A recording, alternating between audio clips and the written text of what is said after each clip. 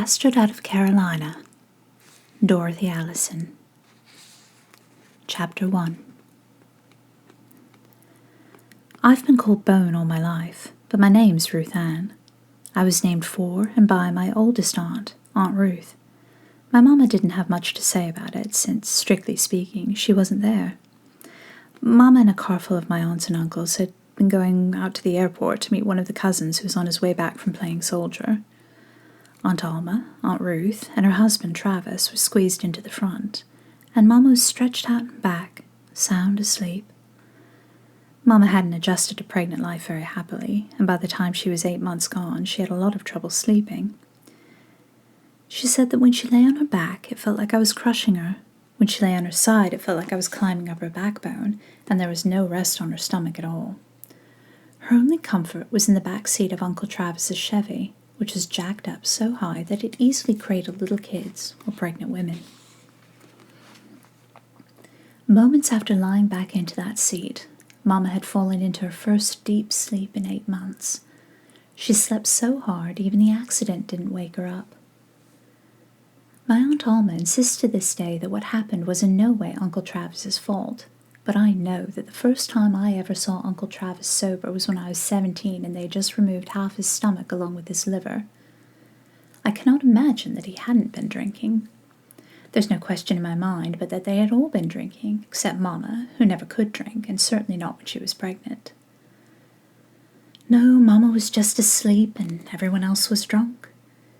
And what they did was plow headlong into a slow-moving car.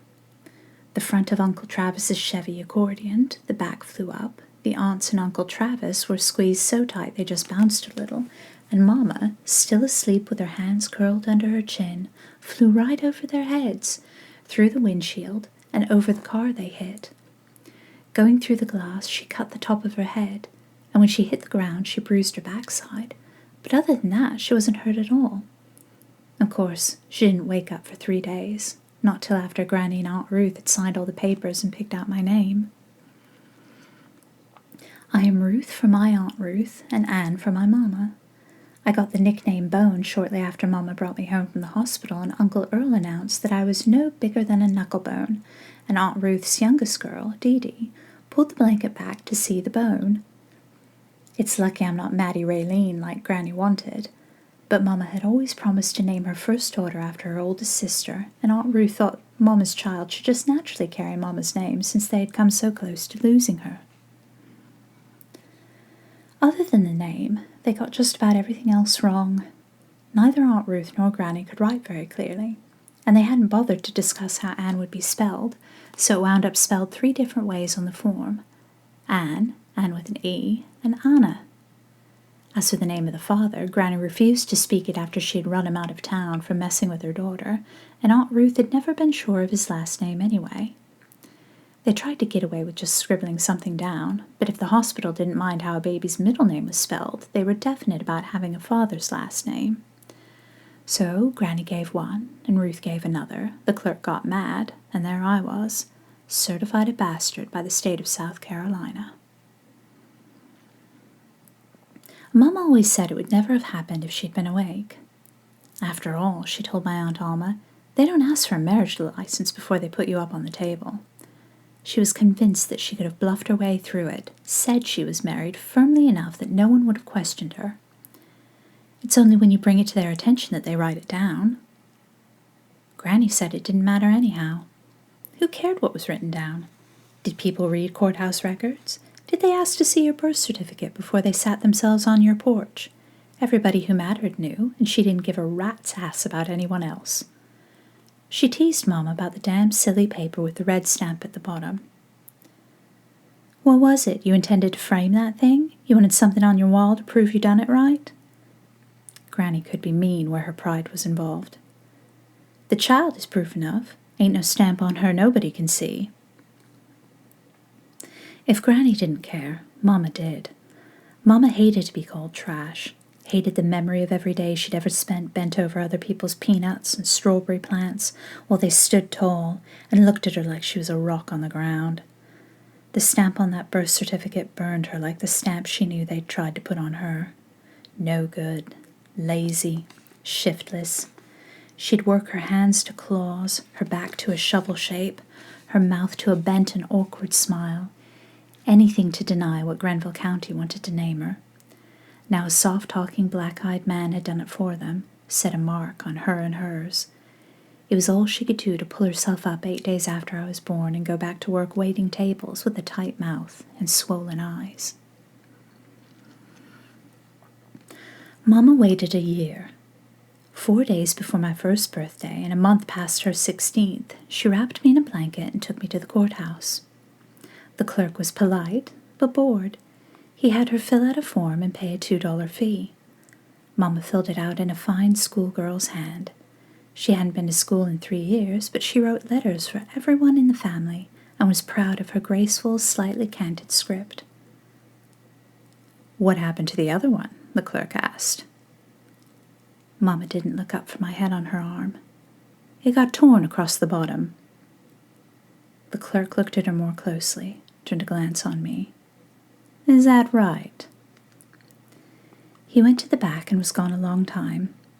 Mama stood, quiet but stubborn, at the counter. When he came back, he passed her the paper and stayed to watch her face. It was the same, identical to the other one. Across the bottom in oversized red ink block letters it read, "Illegitimate." Mama drew breath like an old woman with pleurisy and flushed pink from her neck to her hairline. "I don't want it like this," she blurted.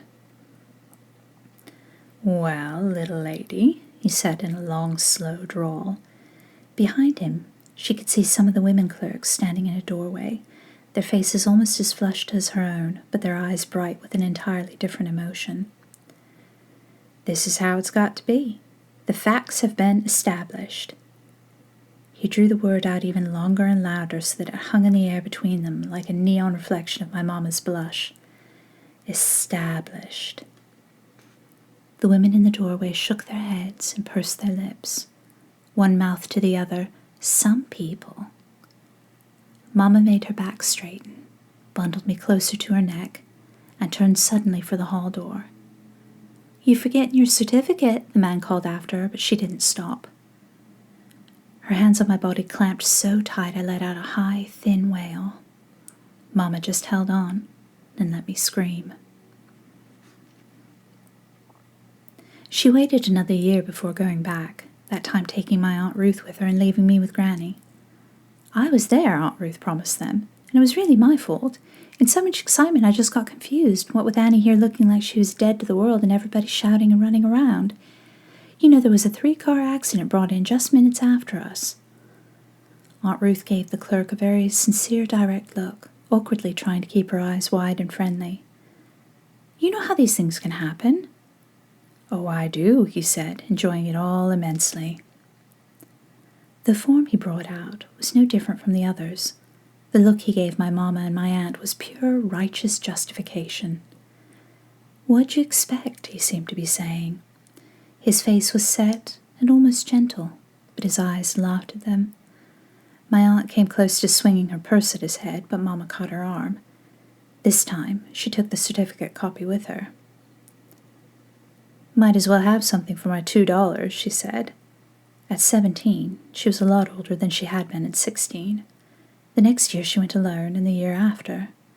That same year she met Lyle Parsons and started thinking more about marrying him than dragging down to the courthouse again. Uncle Earl teased her that if she lived with Lyle for 7 years, she could get the same result without paying for a courthouse lawyer. The law never done us no good. Might as well get on with it.